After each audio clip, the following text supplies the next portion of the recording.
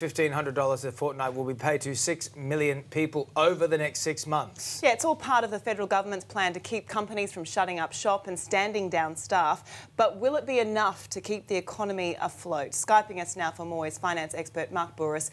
Mark, $130 billion is being committed to this 6-month scheme. So tell us, who's eligible? Okay, so first, let's get it clear. The money goes to the employer and then the employer is to pass it on to the employee.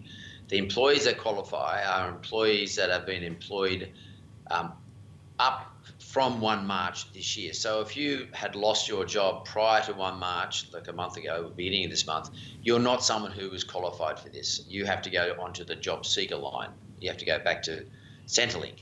So people who were employed from 1 March and may well have been put off since 1 March or may have had their hours reduced since 1 March and are either a part-time employee or a full-time employee, then those individuals are entitled to receive from the company up to $1,500 per fortnight. So the objective here is to get employers to keep employees on from 1 March and to be able to put in a baseline for those employees of $1,500 a fortnight, which happens to be more than what you would get if you went back to Centrelink. Mm-hmm. So is this subsidy going to be enough, though, Mark, to keep workers afloat?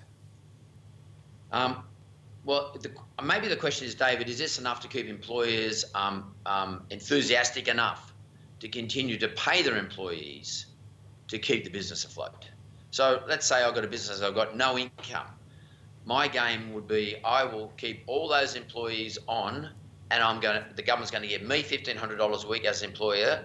And by the way, this applies to sole traders as well, but they're going to give me $1,500 a fortnight as employer to employ people, staff, and I'll give them the $1,500. In other words, I might not be making any money, but I can still keep a staff member on there and I can actually guarantee them that I'll be able to pay them $1,500 a fortnight, which means they don't have to join the Centrelink line.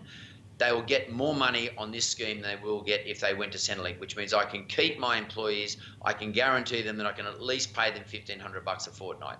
Okay, so if the money's going to the employer, what about those who need to get the JobKeeper Payment who are lining up at Centrelink? How does that one differ? Well, if you're a job seeker, you have to go and join line up at Centrelink, which means that you are not entitled to this $1,500. So the choice sits with the employer. The employer can sort of say, okay, look, I'm just closing shop. I'm not going to take this $1,500 a fortnight for any of my employees or for all of my employees. I'm just going to close the business because I just can't afford all the other costs associated with employing people. So I would then that employer would say to those individuals, look, you have to go to Centrelink and line up and get your, I think it's $1,070, whatever it is, a fortnight, and become a job seeker. As opposed to me, if I decided to keep my business, my doors open for my staff, that doesn't mean they're actually coming into work, they've got to work from home, of course. I will pay what the government gives me. That's $1,500 a fortnight. I'll pass it on to my employees. So this is about employers being encouraged to keep employees on the books at a baseline of $1,500 a fortnight. Now, the employer might choose to pay them more. That's okay. The employer can do that. But there's a baseline for employees. They know that if they stay in this business or stay attached to this business, even if they're working from home or not working at all, just staying attached to this business, they will get $1,500 a fortnight. They don't have to go into the local Centrelink and line up. They're getting paid through the employer, and the employer will get that money on 1 May. The reason for that is it starts 1 May, backdated to now, but the reason for that is because it is attached to the statements that employers put in late April about employees employed. In other words, they put out their PAYG stuff, they put in their BAS statements in April. That's the reason it's 1 May. Okay, Mike, there's a lot of division out there amongst the business community about whether we should have just locked down the country now, despite the uncertainty of what happens on the other side of that. Where do you sit on this? Do you think that it's better to just slam this curve right to a flat line here by doing a nationwide lockdown? Is that a viable option for businesses? Where do you stand on that? I think we'll probably see that in a week or two's time. So my view on it, I mean, it's not necessarily the view of the government. Should be better rather than later, sooner rather than later. I'd rather go hard early. But the question then becomes, the question that I don't know the answer to is, what is our infrastructure like in this country in order to be able to sustain these sorts of decisions. Now, this is all about infrastructure. All this decision making is about the health infrastructure. What can the health infrastructure withstand? So I think governments are making decisions based first and foremost on the infrastructure of the health system, what it can withstand, and then secondly, what is the long-term economic effect going to be? But first and foremost, the way I read it is all about infrastructure and what can the infrastructure withstand.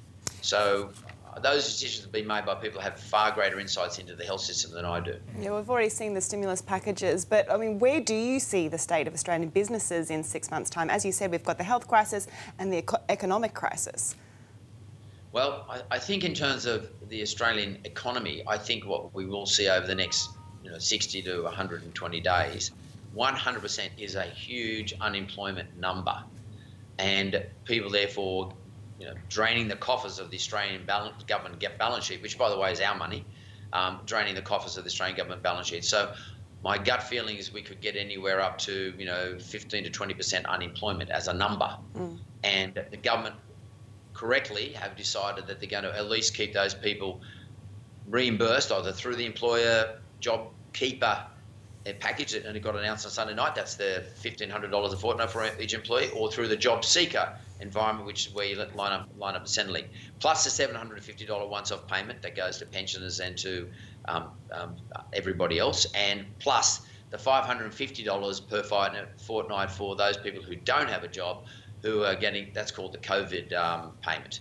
So there's a lot of money flowing out of government. So do you ask me where I think the economy is going to be? Yeah. I think we're going to be in a really bad spot because we don't have enough people generating what I call the retail sector. So the retail sector makes up 60% of gross domestic product in this country.